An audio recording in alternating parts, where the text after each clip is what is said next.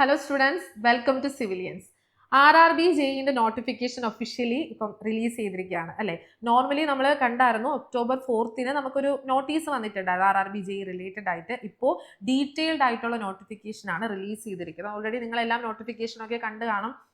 കുറേ കാര്യങ്ങളെല്ലാം അതിൽ മെൻഷൻ ചെയ്തിട്ടുണ്ട് അല്ലേ. അപ്പം ഈ ഒരു നോട്ടിഫിക്കേഷനിൽ എന്തൊക്കെ കാര്യങ്ങളാണ് നമ്മൾ ഓർത്തിരിക്കേണ്ട, കീ പോയിന്റ്സ് ആയിട്ട് നമ്മൾ അറിഞ്ഞിരിക്കേണ്ട, അതൊക്കെയാണ് നമ്മൾ ഇന്ന് ഈ വീഡിയോയിൽ ഡിസ്കസ് ചെയ്യുന്നത്. അതിനോടൊപ്പം ഓരോ സോൺ വൈസും സിവിലിന് എത്രമാത്രം വേക്കൻസീസ് ഉണ്ട്, ഇൻ ടോട്ടൽ സിവിലിന് എത്ര വേക്കൻസീസ് ഉണ്ട്, അതെല്ലാം നമ്മൾ ഇനി വീഡിയോ കൂടി ഡിസ്കസ് ചെയ്ത് പോകുന്നുണ്ട്. അപ്പം നമുക്ക് നോട്ടിഫിക്കേഷനിലേക്ക് നമ്മൾ ഡീറ്റെയിൽ ആയിട്ട് പോകുന്നതിന് മുന്നേ ഒരു ഹാപ്പി ന്യൂസ് ഷെയർ ചെയ്ത് തന്നെ പോകാം അല്ലേ. ഇപ്പം ഓൾറെഡി നമ്മുടെ സ്റ്റുഡൻസിനൊക്കെ അറിയാവുന്ന കാര്യം തന്നെയാണ്, കഴിഞ്ഞ വർഷത്തെ നമ്മുടെ RRB JEE റിസൾട്ട്, അതായത് 55+ സ്റ്റുഡൻസ് ആണ് RRB JEE ക്വാളിഫൈ ആയിരിക്കുന്നത്, നമ്മുടെ സ്റ്റുഡൻസ്, സിവിലിയൻസിന്റെ സ്റ്റുഡൻസ്. അപ്പം അതെന്തുകൊണ്ടാണ് ഇപ്പം ഹൈലൈറ്റ് ചെയ്ത് പറയുന്നതെന്ന് വെച്ചാൽ, ഇപ്പം ഇതൊരു മോട്ടിവേഷൻ പോയിന്റ് ഓഫ് വ്യൂവിൽ പറയുന്നതാണ് കേട്ടോ. കാരണം കഴിഞ്ഞ വർഷം നമ്മുടെ തന്നെ 55 കൂടുതൽ സ്റ്റുഡൻസ് RRB JEE ക്വാളിഫൈ ആയെങ്കിൽ നിങ്ങൾക്കും അത് പറ്റും എന്നുള്ളൊരു മോട്ടിവേഷൻ ആണ് നമ്മൾ ഇതുകൊണ്ട് ഉദ്ദേശിക്കുന്നത്. കാരണം നോർമലി നമ്മൾ കേരള PSC എക്സാം ഒക്കെ വരുന്ന സമയത്ത് അപ്ലൈ ചെയ്യാനോ അല്ലെങ്കിൽ പ്രിപ്പറേഷനോ ഒക്കെ കാണിക്കുന്ന ഒരു ടെൻഷൻ, അല്ലെങ്കിൽ അത് ഫിനിഷ് ചെയ്യാനായിട്ടുള്ള ഒരു വേഗത ഉണ്ടല്ലോ, അത് നമ്മൾ നോർമലി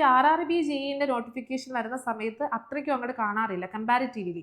അപ്പോൾ അത് may be non technical portions ഒക്കെ ഇൻക്ലൂഡ് ആയതുകൊണ്ടായിരിക്കും. അപ്പം ഈ 55 പരം കുട്ടികൾ ക്വാളിഫൈ ആയെന്ന് പറയുന്ന ഈ ഒരു റിസൾട്ട് പ്രോപ്പർ ഗൈഡൻസ് ഉണ്ടെങ്കിൽ നിങ്ങൾക്കും പറ്റും. അപ്പം അതാണ് നമ്മൾ ഹൈലൈറ്റ് ചെയ്യുന്നത്.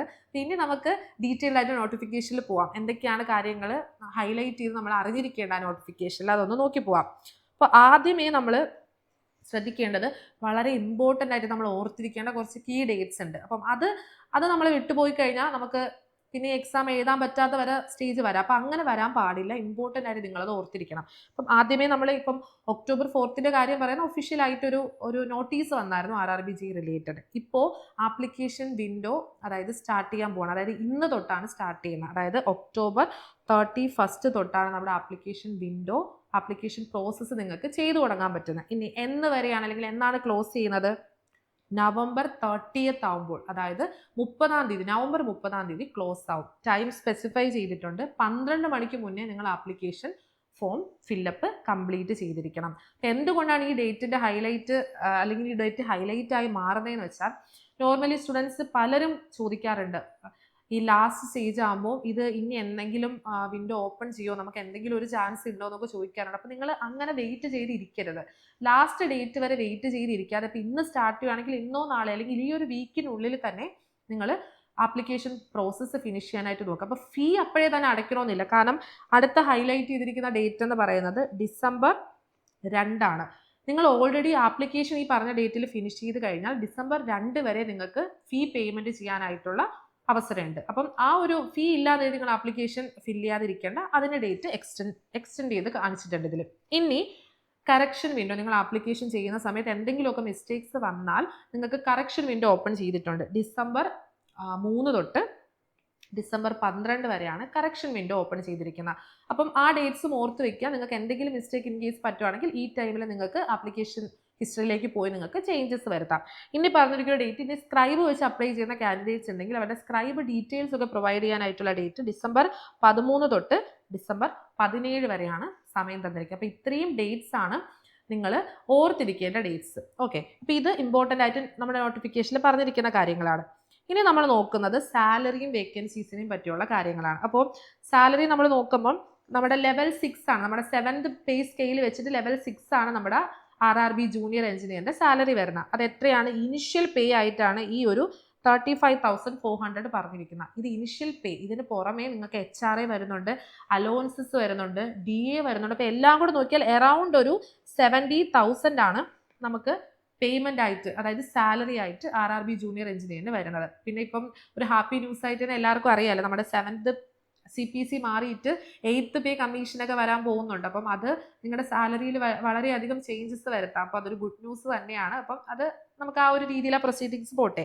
ഇനി ശ്രദ്ധിക്കേണ്ട ഒരു കാര്യം, ഏജസ് പറഞ്ഞിട്ടുണ്ട് 18 to 33 ഇയേഴ്സ് ആണ്. അതായത് മിനിമം ഏജ് എന്ന് പറയുന്നത് 18, മാക്സിമം ഏജ് 33 ആണ്. ഇതിൽ ഇനി റിലാക്സേഷൻ കാര്യങ്ങളും വരുന്നുണ്ട്. ഇനി ഇമ്പോർട്ടൻ്റ് ആയിട്ടുള്ളൊരു കാര്യം വേക്കൻസീസ് ആണ്. അപ്പം 2569 വേക്കൻസീസ് ആണ് ഇൻ ടോട്ടൽ, എല്ലാ ബ്രാഞ്ചും എല്ലാ സോൺ സോണും കൂടി ഇൻക്ലൂഡ് ചെയ്തുകൊണ്ട് ഇൻ ടോട്ടൽ വേക്കൻസീസ് പറഞ്ഞിരിക്കണം. അപ്പം ഇതിൽ നമുക്ക് സിവിലിന് എത്രമാത്രം ഉണ്ടെന്നാണ് നമുക്ക് അറിഞ്ഞിരിക്കേണ്ടത് അല്ലേ. നമ്മൾ civil engineering point of view നോക്കുമ്പോൾ നമുക്ക് സിവിലിന് എത്രമാത്രം വേക്കൻസീസ് ഉണ്ട്, ഓരോ സോണിലും എത്രമാത്രം ഉണ്ടെന്നുള്ള കാര്യങ്ങൾ അറിയാൻ എല്ലാവരും ഈഗർലി വെയിറ്റിംഗ് ആണ്. അപ്പോൾ നമുക്ക് അതൊന്ന് നോക്കി പോവാം. അപ്പോൾ സോണൽ വൈസ് വേക്കൻസീസ് നമ്മൾ നോക്കിക്കഴിഞ്ഞാൽ ഇപ്പോൾ ഇവിടെ ലിസ്റ്റ് ഔട്ട് ചെയ്തിട്ടുണ്ട് ഓരോ സോണിലും എത്രയാണെന്നുള്ളത്. ഇവിടെ നോക്കിയാൽ കാണാം ഓരോ സോണിലെയും സിവിലും സ്റ്റോർസ് എന്ന് പറഞ്ഞൊരു സംഭവം തന്നിട്ടുണ്ട്. DMS എന്ന് പറയുന്നത് അത് നമ്മുടെ സൂപ്രണ്ടന്റ് പോസ്റ്റ് ആണ്. അപ്പം അത് എന്തുകൊണ്ട് ഇതിൽ ഇൻക്ലൂഡ് ചെയ്യുന്നതെന്ന് വെച്ചാൽ ഇപ്പം നമുക്ക് നോർമലി അറിയാം നമ്മുടെ ക്വാളിഫിക്കേഷൻ എന്ന് പറയുന്നത് സിവിൽ എഞ്ചിനീയറിംഗിൽ ഒരു 3 ഇയർ ഡിപ്ലോമ അല്ലാന്നുണ്ടെങ്കിൽ BTech അല്ലെങ്കിൽ BSc ഇൻ സിവിൽ എഞ്ചിനീയറിംഗ് ആണ് നമ്മുടെ ക്വാളിഫിക്കേഷൻ ആയിട്ട് RRBJക്ക് പറഞ്ഞിരിക്കുന്നത്. നമ്മുടെ RRB ജൂനിയർ എഞ്ചിനീയർ എക്സാമിനേഷന്റെ ഹൈലൈറ്റും അതാണ്. ഡിപ്ലോമ ഹോൾഡേഴ്സിനും എഴുതാൻ പറ്റുന്ന ഒരു ജൂനിയർ എഞ്ചിനീയർ പോസ്റ്റ് തന്നെയാണ്. അപ്പോൾ ഇവിടെ ഈ സ്റ്റോർസ് എന്ന് പറഞ്ഞ് മെൻഷൻ ചെയ്തിരിക്കുന്നത് ഏത് ബ്രാഞ്ചിലായിക്കോട്ടെ ഒരു 3 ഇയർ ഡിപ്ലോമ അല്ലെങ്കിൽ എഞ്ചിനീയറിംഗ് ഉള്ളവർക്ക് ഗ്രാജുവേറ്റ് ആൾക്കാർക്ക് അപ്ലൈ ചെയ്യാൻ പറ്റുന്ന ഒരു പോസ്റ്റാണ്. അപ്പം നിങ്ങളിപ്പോൾ സിവിൽ ആണെങ്കിൽ നിങ്ങൾക്കും അത് പറ്റും. അപ്പം അതുകൊണ്ടാണ് അതും കൂടി ഇൻക്ലൂഡ് ചെയ്തിരിക്കുന്നത്. അപ്പം സിവിൽ മാത്രമായിട്ട് നമ്മൾ നോക്കിക്കഴിഞ്ഞാൽ ഇൻ ടോട്ടൽ നമുക്ക് വന്നിരിക്കുന്നത് 750 ആണ്. അറൌണ്ട് 750 വാക്കൻസീസ് സിവിലിന് മാത്രം വന്നിട്ടുണ്ട്. അതിൽ ഈ പറഞ്ഞ സ്റ്റോർസിന്റെ 195 കൂടെ കൂട്ടിക്കഴിഞ്ഞാൽ 945 വേക്കൻസീസ് ആണ് ഇൻ ടോട്ടൽ ആയിട്ട് ഇപ്പം സിവിലുകാർക്ക് പറ്റുന്നത്. സിവിലിന്റെ സെപ്പറേറ്റും സ്റ്റോറും രണ്ടും കൂടി കാൽക്കുലേറ്റ് ചെയ്ത് കഴിയുമ്പോൾ ടോട്ടൽ വേക്കൻസി ആണ് ഈ പറഞ്ഞിരിക്കുന്നത് 945. ഇപ്പം നമ്മൾ ഈ സോണൽ വേക്കൻസീസ് നോക്കിയാൽ ഏറ്റവും കൂടുതൽ സിവിൽ എഞ്ചിനീയറിംഗിന് അല്ലെങ്കിൽ സിവിൽ വൈസിൽ റിപ്പോർട്ട് ചെയ്തിരിക്കുന്നത് നമ്മുടെ മുംബൈ സോണിലാണ്. 116 വേക്കൻസീസ് ഉണ്ട്. അതിന്റെ തൊട്ട് അടുത്തായിട്ട് തന്നെ നമുക്ക് കൊൽക്കത്ത 102 വേക്കൻസീസ് ഉണ്ട്. പിന്നെ നമ്മുടെ സ്റ്റുഡൻസ് ഒക്കെ എപ്പോഴും നമ്മൾ ഓരോ ഏതൊക്കെയാണോ കാറ്റഗറീസും നോക്കുന്നുണ്ട്. അതായത് ഓരോ കാറ്റഗറീസും നമുക്ക് അറിയാമല്ലോ ഇപ്പം ഏതൊക്കെയാണ് വരുന്നത്. ഇപ്പോൾ ഡ്രോയിങ് ആയിക്കോട്ടെ അല്ലെങ്കിൽ ഡിസൈൻ ആയിക്കോട്ടെ അതൊക്കെ നോക്കുന്നത്. അതിനോടൊപ്പം തന്നെ നോക്കുന്ന കാര്യം സോണാണ്. ഇപ്പോൾ കൂടുതലും പ്രിഫർ ചെയ്യുന്നത് ഇപ്പോൾ തിരുവനന്തപുരം സോൺ പ്രിഫർ ചെയ്യുന്നവരുണ്ട്, ചെന്നൈ ഉണ്ട്, ബാംഗ്ലൂരു ഉണ്ട്. അപ്പോൾ അതൊക്കെ നമുക്ക് നോക്കിപ്പോകാം. അപ്പോൾ തിരുവനന്തപുരം ആണെങ്കിൽ 41 വേക്കൻസീസ് ആണ് റിപ്പോർട്ട് ചെയ്തിരിക്കുന്നത്. നമ്മൾ ചെന്നൈയിലേക്ക് നോക്കുകയാണെങ്കിൽ അത് 29 വേക്കൻസീസ് ആണ് സിവിൽ പോയിന്റ് ഓഫ് വ്യൂവിൽ. ഇനി നമ്മൾ ബാംഗ്ലൂരു നോക്കുകയാണെങ്കിൽ 12 വേക്കൻസീസ് ആണ്. അതേപോലെ ഇപ്പോൾ അഹമ്മദാബാദ് ബിലാസ്പൂർ സോണൊക്കെ നോക്കിയാലും ഏകദേശം നല്ല വേക്കൻസീസ് ഉണ്ട്. 85-73 വേക്കൻസീസോളം വരുന്നുണ്ട്. അപ്പം ഇൻ ടോട്ടൽ നമുക്ക് 750 വേക്കൻസീസ് ആണ്. അപ്പം നിങ്ങൾ ഒന്ന് അറിഞ്ഞിരിക്കുക ഈ സോണൽ വൈസ് ഒന്ന് തരുന്നത് നിങ്ങൾക്ക് ഓരോരുത്തർക്കും ഇപ്പോൾ കാണും. ഇപ്പം നമ്മൾ ഓരോ കാറ്റഗറി നോക്കും. ഇപ്പോൾ ഡിസൈൻ ആൻഡ് വിങ് നോക്കുമ്പോൾ അല്ലെങ്കിൽ ഡ്രോയിങ് നോക്കുമ്പോൾ ഓരോ നിങ്ങൾക്ക് ഇഷ്ടമുള്ള കാറ്റഗറി കാണാം. അപ്പോൾ അതിൽ ഏത് സോണിലാണ് വേക്കൻസി കൂടുതൽ. അപ്പോൾ നിങ്ങൾക്ക് ഇങ്ങനെ ക്ലാരിറ്റി കിട്ടാൻ വേണ്ടിയാണ് ഈ സോണൽ വേക്കൻസി തിരിച്ച് പറഞ്ഞിരിക്കുന്നത്. നിങ്ങൾക്ക് ഏതാണോ വേണ്ടത്, നിങ്ങൾ ഉദ്ദേശിക്കുന്ന പോസ്റ്റ് ഏതാണോ ആ പോസ്റ്റിൽ ഏത് സോണിലാണ് കൂടുതൽ വേക്കൻസി ഉള്ളത് അല്ലെങ്കിൽ നിങ്ങൾ ഇഷ്ടപ്പെടുന്ന സോൺ ഏതാണ്, അവിടെ സിവിലിന് എത്രമാത്രം വേക്കൻസി ഉണ്ട്. അപ്പോൾ ഇതൊക്കെ മനസ്സിലാക്കാൻ വേണ്ടിയാണ് ഒന്ന് സോണൽ വൈസ് ആയിട്ട് കാര്യങ്ങൾ പറഞ്ഞിരിക്കുന്നത്. അപ്പം നിങ്ങളിപ്പോൾ നോട്ടിഫിക്കേഷനിൽ പോയി കഴിഞ്ഞാൽ എല്ലാം കുറച്ചും കൂടി ഇലാബറേറ്റ് ചെയ്ത് നിങ്ങൾക്ക് തന്നിട്ടുണ്ട്. അപ്പം അങ്ങനെ ഡീറ്റെയിൽഡ് ആയിട്ട് അറിയണം എന്നുണ്ടെങ്കിൽ നിങ്ങൾക്ക് ആ പേജസ് എല്ലാം നോക്കാം. ഇത് ഒരു ക്ലാരിറ്റിക്ക് വേണ്ടി ഒന്ന് നമ്മൾ ഷോർട്ട് ചെയ്ത് പറഞ്ഞിരിക്കുന്നതാണ് ഏതൊക്കെ സോണിൽ എത്രമാത്രം വേക്കൻസി ഉണ്ട്. അപ്പോൾ ഇതൊന്ന് അറിഞ്ഞു പോവാം കേട്ടോ.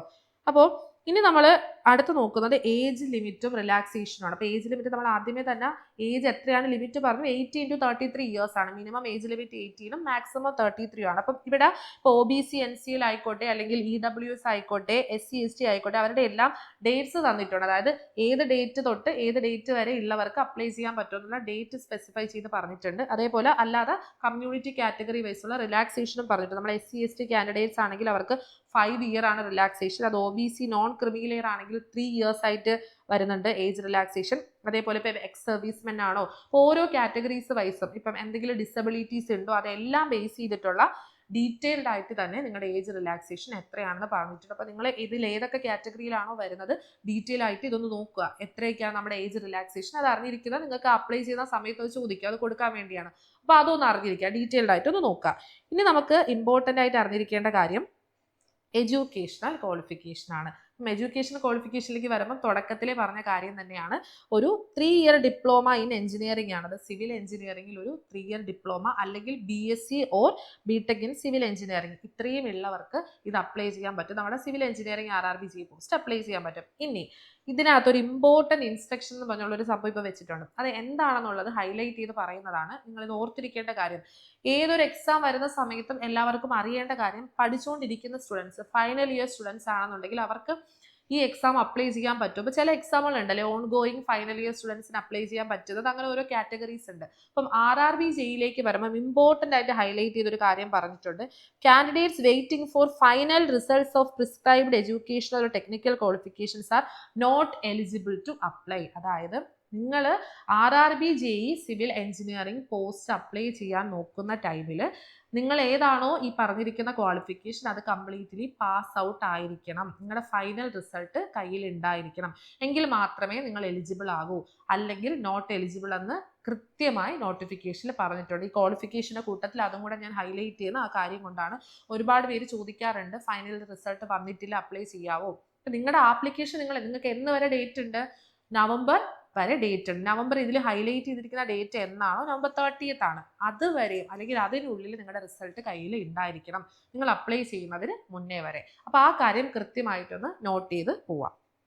ഇനി നമ്മൾ നോക്കുന്നത് ഫീ ഡീറ്റെയിൽസ് ആണ്. അപ്പോൾ ഫീ ഡീറ്റെയിൽസ് കാറ്റഗറി വൈസ് ഡിഫറെൻ്റ് ആണ്. അപ്പം ഫോർ എല്ലാ കാൻഡിഡേറ്റ്സിനും 500 ആണ് ഫീ ഡീറ്റെയിൽസ് പറഞ്ഞിരിക്കണം. ഇനി അതിൽ ശ്രദ്ധിക്കേണ്ട ഒരു കാര്യം, ആ 500-ൽ 400 റുപ്പീസ് എന്ന് പറയുന്നത് CBT 1, അപ്പോൾ ആദ്യത്തെ CBT സ്റ്റേജ് കഴിയുമ്പോൾ നിങ്ങൾക്ക് റീഫണ്ട് ചെയ്ത് അതിൽ 400 റുപ്പീസും കിട്ടും. അതായത് 500 നിങ്ങൾ പേയ്മെൻറ്റ് ചെയ്യുന്നു, അതിൽ 400 രൂപ നിങ്ങൾക്ക് എന്ത് ചെയ്യും? CBT 1 എക്സാം കഴിയുമ്പം തിരിച്ച് കിട്ടും. അപ്പോൾ അത് എല്ലാവർക്കും ഹാപ്പി ആയിട്ടുള്ള ഒരു ന്യൂസ് തന്നെയാണ്. ഇനി കാറ്റഗറി വൈസ് വരുമ്പോൾ നമ്മുടെ SC ST അല്ലെങ്കിൽ ex serviceman, female, transgender, disability ഉള്ളവർ, ഇവർക്ക് എല്ലാവർക്കും ഫീക്ക് കുറച്ച് എമൗണ്ട് കുറവ്, റിഡക്ഷൻ വന്നിട്ടുണ്ട്. 250 ആണ് അവർ ഫീ എമൗണ്ട് ചെയ്യേണ്ടത്. അവർക്ക് ഈ 250 റുപ്പീസും തിരിച്ചു കിട്ടും CBT 1 സ്റ്റേജ് എക്സാം കഴിയുമ്പോൾ. അപ്പം നമുക്ക് റീഫണ്ട് ഉണ്ടെന്ന് ഇവിടെ ഹൈലൈറ്റ് ചെയ്ത് പറയുന്നുണ്ട്.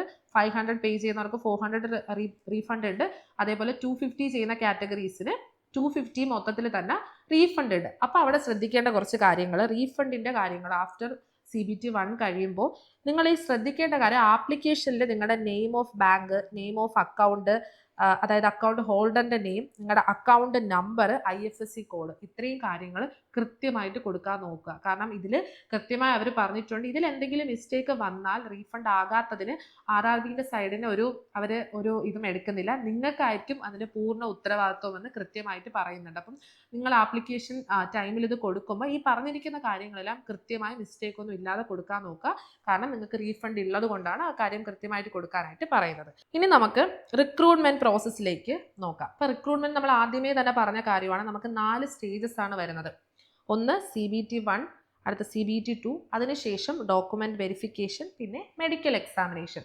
അപ്പോൾ ആദ്യമേ പറഞ്ഞ കാര്യം, CBT 1 എന്ന് പറയുന്നത് ഒരു ക്വാളിഫയിങ് ടെസ്റ്റ് മാത്രമാണ്. അപ്പം ഈ കാര്യം എല്ലാവരും അറിഞ്ഞിരിക്കണം. കാരണം CBT 1 നമ്മളിപ്പോൾ എക്സാം പാറ്റേൺ ഇപ്പം നമ്മൾ നോക്കുന്നുണ്ട്. അപ്പം അതിൽ നമുക്ക് അറിയാവുന്ന കാര്യം തന്നെയാണ്, നോർമലി കംപ്ലീറ്റ്ലി നോൺ ടെക്നിക്കൽ പോർഷനാണ്. അപ്പം അതാണ് എല്ലാവർക്കും ടെൻഷൻ ആകുന്ന കേസ്. അപ്പം നമ്മൾ സിവിൽ എഞ്ചിനീയറിംഗ് സ്റ്റുഡൻസിൻ്റെ പോയിന്റ് ഓഫ് വ്യൂ നോക്കുമ്പോൾ ടെൻഷൻ വരുന്ന കേസ്. പക്ഷേ അവിടെ ശ്രദ്ധിക്കേണ്ടത് അതൊരു ക്വാളിഫയിങ് ടെസ്റ്റ് മാത്രമാണ്. കാരണം നിങ്ങൾക്കിപ്പോൾ ഓരോ കാറ്റഗറീസിനും ഉണ്ട്, ഇത്ര മാത്രമാണ് നിങ്ങൾ സ്കോർ വാങ്ങേണ്ടത്. കാരണം അടുത്ത സ്റ്റേജ് CBT 2ലേക്ക് നിങ്ങൾ എൻ്റർ ആയി കഴിഞ്ഞാൽ ഈ CBT 1ൻ്റെ മാർക്ക് ക്യുമുലേറ്റീവ് എടുത്തല്ല പോകുന്നത്. CBT 2ന് നിങ്ങൾ എത്രമാത്രമാണോ വാങ്ങുന്നത് ആ മാർക്കാണ് കാൽക്കുലേറ്റ് ചെയ്യുന്നത്. അപ്പോൾ ഈ CBT 1ൽ കിട്ടുന്ന മാർക്ക് ക്വാളിഫൈ ആകാൻ എത്ര മാർക്ക് വേണം അത് മാത്രം കിട്ടിയാൽ പോലും നിങ്ങൾക്ക് അടുത്ത സ്റ്റേജിലേക്ക് അത് അഫക്റ്റ് ആകില്ല. അപ്പോൾ അത് മാത്രം ഒന്ന് ശ്രദ്ധിച്ചാൽ മതി. അപ്പം നിങ്ങൾ മാക്സിമം നല്ല രീതിയിലൊരു ഗൈഡൻസ് കൊടുത്ത് എക്സ്ട്രാ എഫേർട്ട് ഇട്ടൊന്ന് നോൺ ടെക്നിക്കൽ പോർഷൻസ് നോക്കിയാൽ CBT 1 നിങ്ങൾക്ക് ഈസി ആയിട്ട് പാസ്സാവുന്നതാണ്. അതിനുശേഷം CBT 2, അതിൻ്റെ എക്സാം പാറ്റേൺ എല്ലാം നമ്മൾ ഡീറ്റെയിൽ ആയിട്ട് നോക്കുന്നുണ്ട്. പിന്നെ വരുന്ന ഡോക്യുമെന്റ് വെരിഫിക്കേഷനും മെഡിക്കലും ആണ്. ഈ 4 സ്റ്റേജസ് ആണ് നമ്മുടെ RRB-JEEൻ്റെ റിക്രൂട്ട്മെന്റ് പ്രോസസ്സിൽ വരുന്നത്. അതിൽ CBT 1 എക്സാമിലേക്ക് പാറ്റേൺ നോക്കിക്കഴിഞ്ഞാൽ നമുക്ക് വരുന്നത് മാത്തമാറ്റിക്സ് ഉണ്ട് 30 മാർക്കിന്, ജനറൽ ഇൻ്റലിജൻസ് ആൻഡ് റീസണിംഗ് ഉണ്ട് 25 മാർക്സിന്, ജനറൽ അവയർനെസ് 15 മാർക്സിന്, ജനറൽ സയൻസ് 30 മാർക്സിന്. അപ്പം ഇൻ ടോട്ടൽ നമുക്ക് 100 മാർക്സിനാണ് എന്ത് വരുന്നത്, CBT 1 വരുന്നത്. 100 മാർക്സിന് in total non technical portions ആണ് വരുന്നത്. ഇനി അവിടെ നോക്കിയ ഈ ഓരോന്നിൻ്റെ മാർക്സും സ്പെസിഫൈ ചെയ്തിട്ടുണ്ട്. കറക്റ്റ് ക്വസ്റ്റ്യൻസിനനുസരിച്ച് 1 മാർക്ക് വെച്ചിട്ട് തന്നെയാണ്. അപ്പോൾ 100 ക്വസ്റ്റ്യൻ 100 മാർക്സിനാണ്. പക്ഷെ അവിടെ നോക്കേണ്ട നമുക്ക് കിട്ടുന്ന ടൈം എന്ന് പറയുന്നത് 90 മിനിറ്റ്സ് ആണ്. അതായത് ലെസ് ദാൻ 1 മിനിറ്റ് ആണ് ഓരോ ക്വസ്റ്റ്യനും നിങ്ങൾക്ക് അറ്റൻഡ് ചെയ്യാൻ കിട്ടുന്ന ടൈം. അപ്പം അതാണ് നിങ്ങൾ ശ്രദ്ധിക്കേണ്ടത്. അപ്പം നോൺ ടെക്നിക്കൽ പോർഷൻ ഇപ്പോൾ നമ്മൾ ഈ പറയുന്ന മാത്തമാറ്റിക്സ് ആയിക്കോട്ടെ, നമ്മളെ ജനറൽ ഇൻ്റലിജൻസ് റീസണിങ് ആയിക്കോട്ടെ, ഇവിടെയെല്ലാം നമ്മുടെ ടൈം എത്രമാത്രം ഈസി ആയിട്ട് നമ്മൾ ചെയ്യുന്നു അവിടെ ആയിരിക്കും നമ്മൾ CBT 1 ക്വാളിഫൈ ആവുന്നത്. കാരണം ഒരു ക്വസ്റ്റ്യൻ അറ്റൻഡ് ചെയ്യാൻ ലെസ് ദാൻ 1 മിനിറ്റ് ആണ്. അപ്പോൾ നിങ്ങൾ ചിന്തിക്കണം ഏതൊക്കെ ക്വസ്റ്റ്യൻ ആണ് ഞാൻ എക്സ്ട്രാ ടൈം എടുക്കേണ്ടത്, ഏതൊക്കെ ക്വസ്റ്റ്യൻ പെട്ടെന്ന് തീർക്കണം.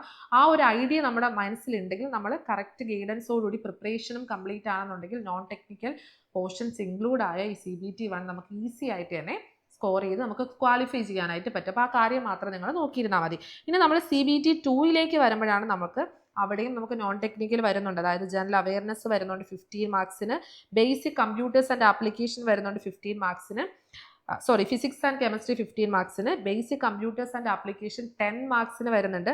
ഇനി അവിടുത്തെ ഒരു ഹൈലൈറ്റ് എന്ന് പറയുന്നത് നമ്മുടെ basic environment and pollution control 10 മാർക്സിന് വരുന്നുണ്ട്. ഈ സംഭവം നമ്മുടെ സിവിൽ എഞ്ചിനീയറിംഗ്, അതായത് നമ്മുടെ ടെക്നിക്കൽ പോർഷനിൽ ഇൻക്ലൂഡ് ആയിട്ടുള്ള പോർഷൻ തന്നെയാണ്. അപ്പോൾ civil engineering technical portion attend ചെയ്യുന്നവർക്ക് ഒരു ആഡഡ് അഡ്വാൻറ്റേജ് ആണ് ഈ 10 മാർക്ക് എന്ന് പറയുന്നത്. കാരണം നമ്മുടെ എൻവയോൺമെന്റൽ എഞ്ചിനീയറിംഗിൽ വരുന്ന തന്നെയാണ് പൊല്യൂഷനും റിലേറ്റഡ് ആയിട്ടുള്ള കാര്യങ്ങളെല്ലാം തന്നെയാണ് അതിൽ ഇൻക്ലൂഡ് ആകുന്നത്. അപ്പോൾ അതൊരു ഹൈലൈറ്റ് ആയിട്ട് ഞാൻ നോട്ട് ചെയ്യുക. അതിനുശേഷം 100 മാർക്കിന് നമുക്ക് ടെക്നിക്കൽ എബിലിറ്റീസ് വരുന്നത്. ഇത് എന്താണ്? നമ്മുടെ സിവിൽ എഞ്ചിനീയറിംഗ് ആണ് ഇവിടെ വരുന്ന 100 മാർക്കിന്. അപ്പം ഇൻ ടോട്ടൽ 150 ക്വസ്റ്റ്യൻസ്, 150 മാർക്ക്. പക്ഷേ ടൈം എന്ന് പറയുന്നത് 120 മിനിറ്റ്. ഇവിടെയും ഓരോ ക്വസ്റ്റ്യൻ അറ്റൻഡ് ചെയ്യാനായിട്ട് ലെസ് ദാൻ 1 മിനിറ്റ് തന്നെയാണ് നമുക്ക് ടൈം കിട്ടുന്നത്. അപ്പം ഇവിടെ നമ്മൾ ശ്രദ്ധിക്കേണ്ട കാര്യം, നമ്മൾ എങ്ങനെ ടൈം മാനേജ്മെന്റ് ചെയ്യുന്നോ അതനുസരിച്ചാണ് നമ്മുടെ വിക്ടറി എന്ന് പറയുന്നത് ഈ ഒരു എക്സാം പോയിന്റ് ഓഫ് വ്യൂവിൽ, അല്ലേ? അപ്പോൾ CBT 2 എന്ന് പറയുന്നത് 50 മാർക്കിന് നമുക്ക് നോൺ ടെക്നിക്കൽ വരുന്നുണ്ട്.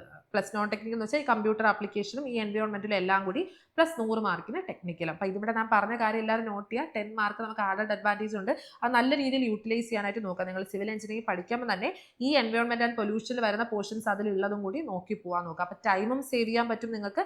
എക്സ്ട്രാ ഒരു 10 മാർക്ക് നിങ്ങൾക്ക് ആഡഡ് അഡ്വാൻറ്റേജ് ആണ്. അപ്പം ഇത് സിവിലുകാർക്ക് മാത്രമുള്ള ഒരു ആഡഡ് അഡ്വാൻറ്റേജ് ആണ് കേട്ടോ. അപ്പോൾ ഇത്രയാണ് നമ്മുടെ CBT 2 എക്സാം പാറ്റേൺ വരുന്നത്. അപ്പം ക്ലിയർ ആയിട്ട് എന്തൊക്കെയാണ് കാര്യങ്ങളെന്നൊരു ഏകദേശം ഒരു ഐഡിയ കിട്ടിക്കാണോ, അല്ലേ? എന്തൊക്കെ നോട്ടിഫിക്കേഷനിൽ ഹൈലൈറ്റ് കാര്യങ്ങൾ ഉണ്ടെന്ന് നോക്കിയിട്ടുണ്ട്, എന്തൊക്കെ ശ്രദ്ധിക്കണമെന്ന് നമ്മൾ നോക്കിയിട്ടുണ്ട്.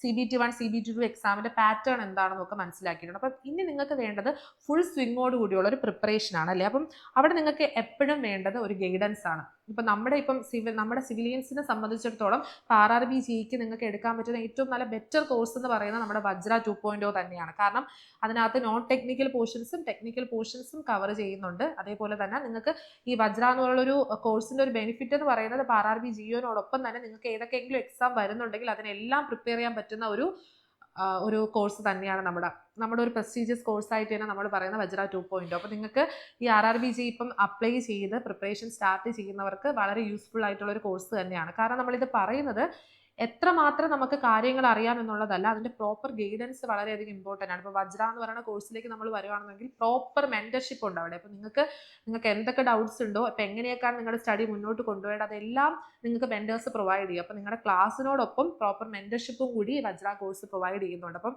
നിങ്ങൾ ശ്രദ്ധിക്കേണ്ട കാര്യം, ഈ പറഞ്ഞ കാര്യങ്ങളെല്ലാം നോക്കുക. എന്തൊക്കെയാണ് എക്സാം എന്നുള്ള എക്സാമിനെ കുറിച്ച് മനസ്സിലാക്കുക. പ്രീവിയസ് ഇയർ ക്വസ്റ്റ്യൻസ് അനലൈസ് ചെയ്ത് ഏതൊക്കെ പോർഷൻസ് ആണ് ഹൈലൈറ്റ് ചെയ്ത് പഠിക്കേണ്ടതെന്ന് മനസ്സിലാക്കുക.